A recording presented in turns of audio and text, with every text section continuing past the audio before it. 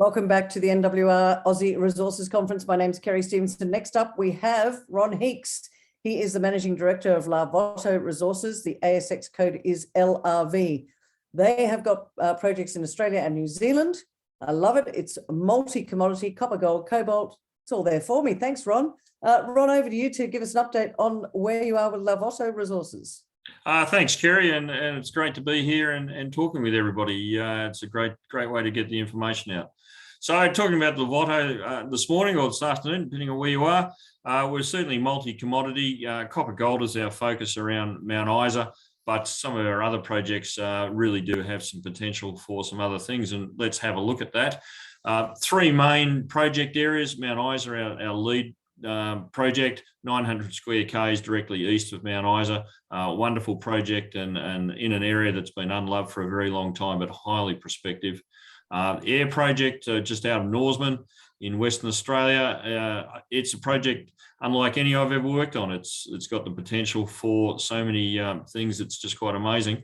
Gold, nickel, PGEs, lithium, and rare earths. So it's an amazing part of the world. And finally, Ohakuri in New Zealand. This is an advanced gold project. It's already had 10,000 metres of drilling done in it. Lots of gold has been found, low grade. What we're looking for, the high grade feeders to that.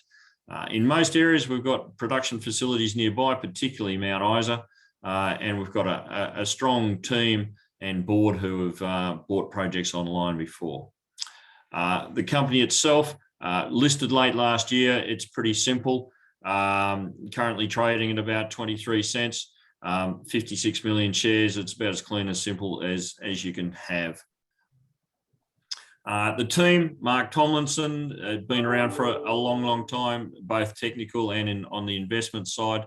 Myself worked in numerous companies on numerous projects in many commodities. And Anna Nahiski Staples is investment banker, worked in the States for a long time and now based in Perth. Talking about the projects again, Mount Isa, as I say, is our lead, directly out of Mount Isa, and for me, it's like being out of Kalgoorlie. It's got absolutely everything you need. Everybody in the town understands what you're trying to do, and everybody's on the page. We surround the Ballara copper mine, which was operating up until recently, has just been purchased by Eyre Resources, and now being drilled for underground potential. The lithium project in WA, but also prospective for nickel, and we've literally just released today some geophysics on the nickel side, and New Zealand in the North Island. Let's have a bit of a drill down into more specifics on the project. Mount Isa, large tenement holding, 900 square k, so it's a fair chunk of the planet. We have the exploration license directly north and south of the main Glencore Mount Isa mine. And the rock units that sit within Mount Isa extend out into those tenements, and we've got a couple of interesting soil anomalies that require follow-up there. The main tenement package surrounds the Ballara operation, which was Round Oak Minerals, Washington Soul Patts, just recently sold for 150 million odd, I think, to Eyre Resources. They're drilling it as we speak, I believe. It gives you a feel for what can be done in this area. That operation, when it was in production, the workforce lived in Mount Isa and bust out every day. They have no facilities on site, and they process through the Glencore operations. So if you find something out in this part of the world, you don't have to sit around for a couple of years and raise another $200 or $300 million to build a production facility and a camp and everything else, which in the current climate we know is very difficult. Basically, you're straight into it.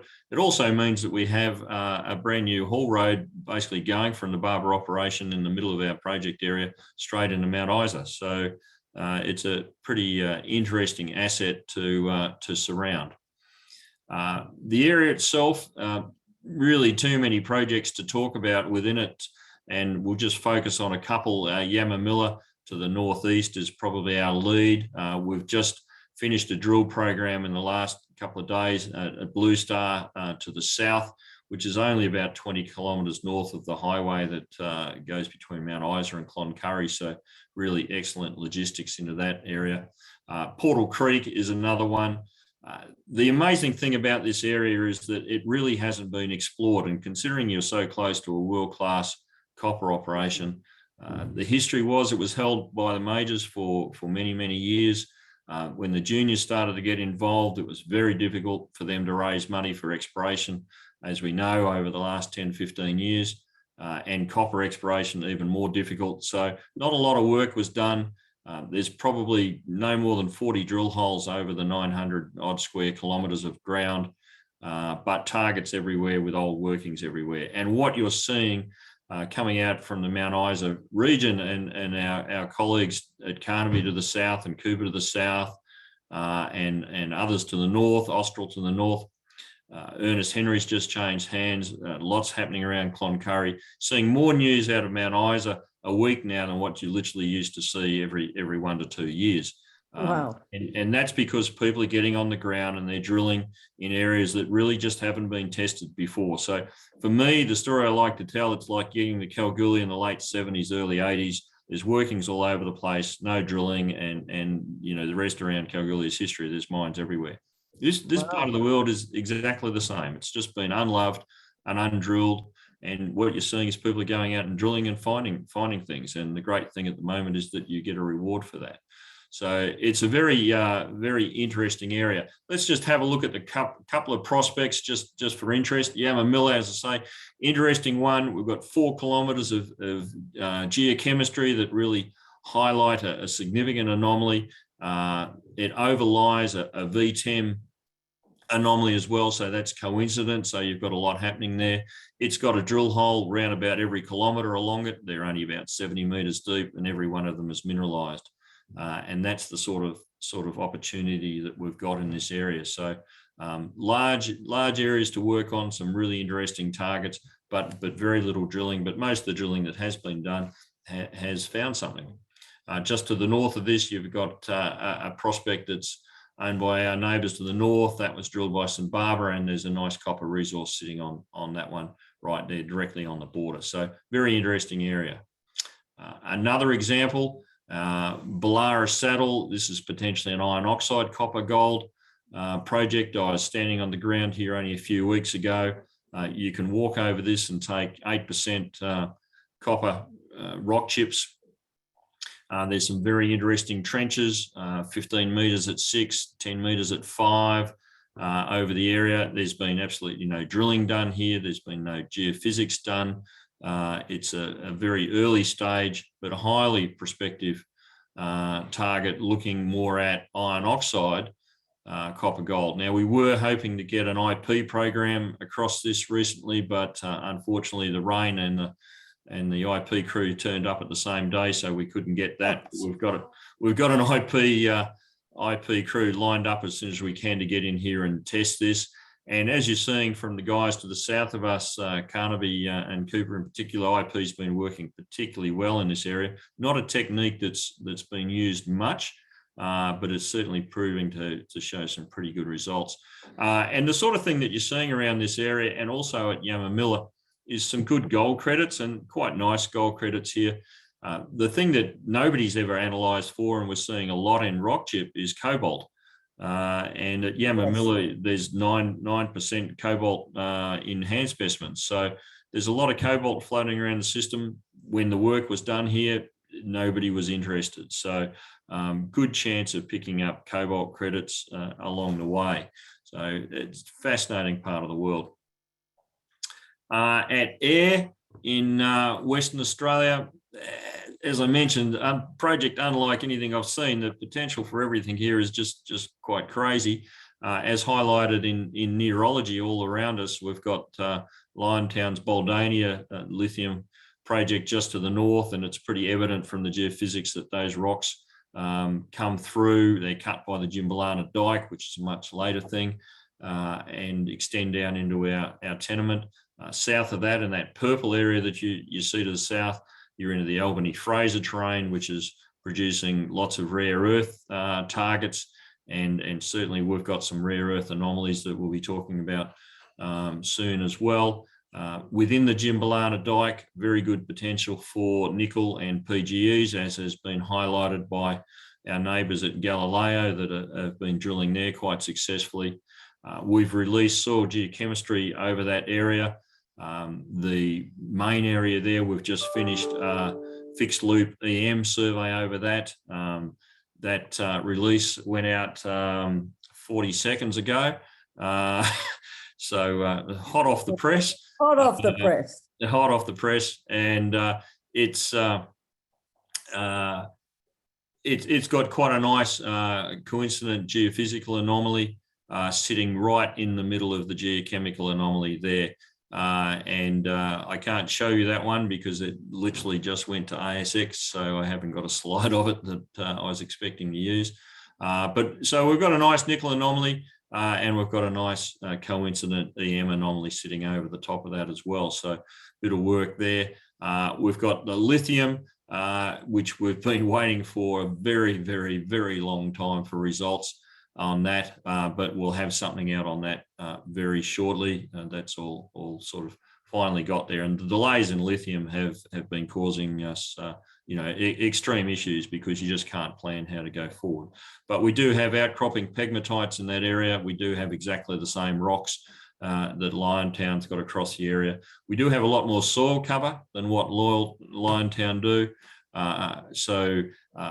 All our soils we would expect to be of a lower order than what was happening up at Liontown, because most of their stuff is sticking out of the ground and very little of ours is.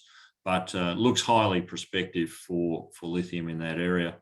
And then within the Albany-Fraser terrain and potentially on the margins of that, rare earth potential as well, which is quite fascinating. And you're in one of the world's great gold areas, so there's also a pretty good chance to pick up some gold. So it's a very interesting area in which to work.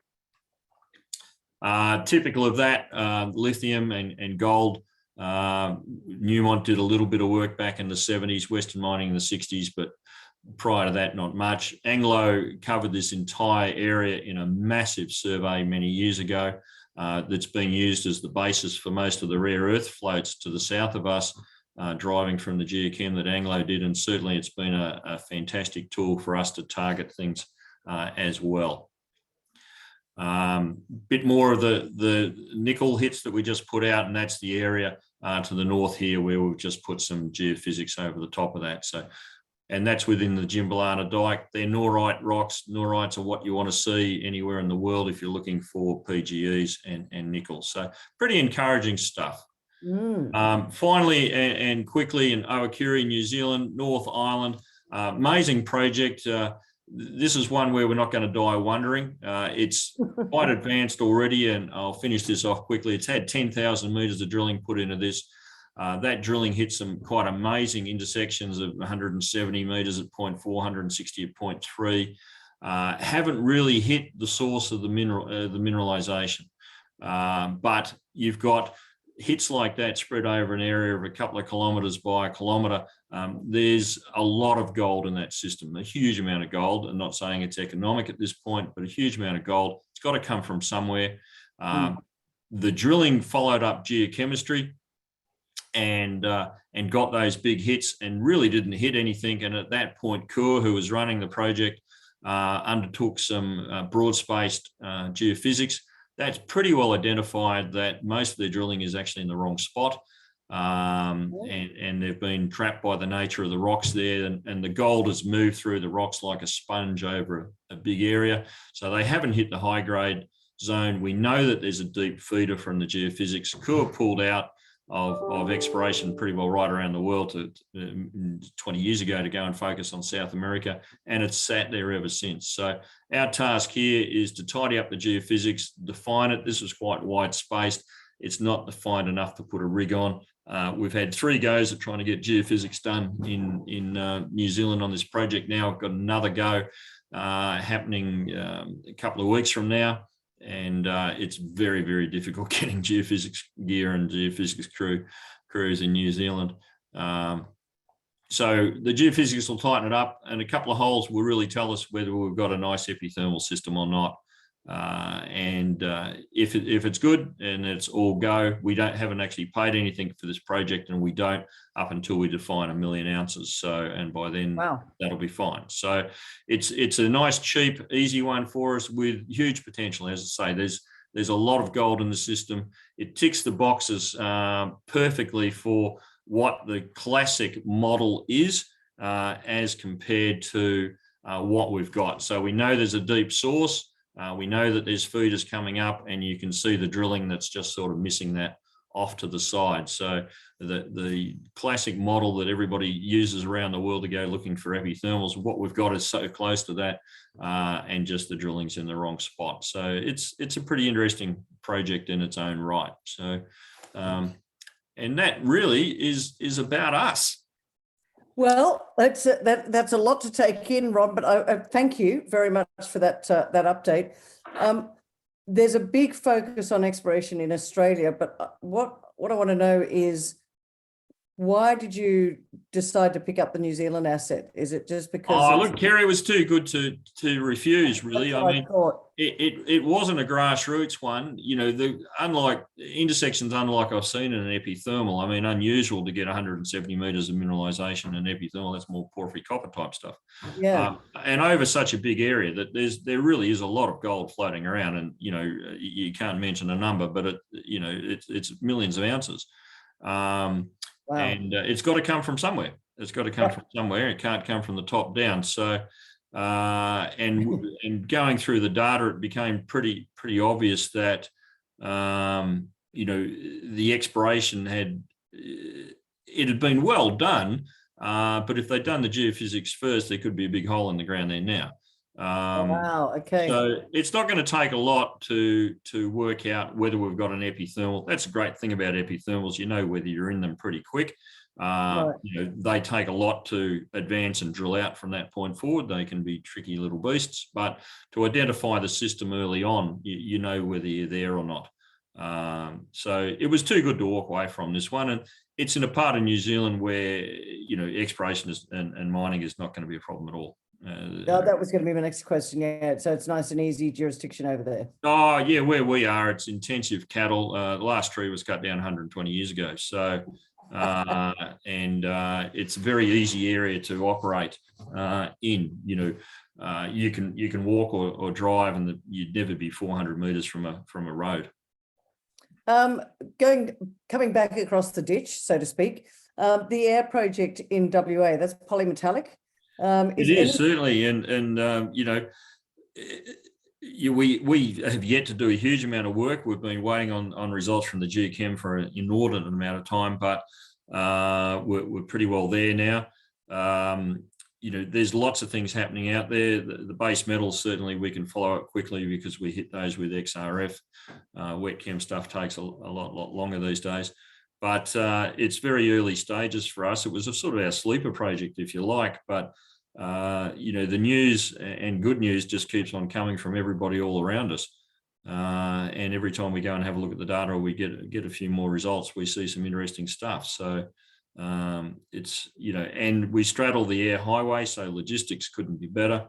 It's a very easy project to get to and work. So, you know, if you find something, you've got a chance of making it work. Pantoro just built the new processing facility on the old Norseman mine, and you know, I think they fire up very shortly. So it's becoming a very active part of the world. And as you know, Pantoro actually released some lithium stuff yesterday as well, just north of Baldania. So it's really interesting for lots of things. It's what you analyse for when you send the samples off is quite amazing.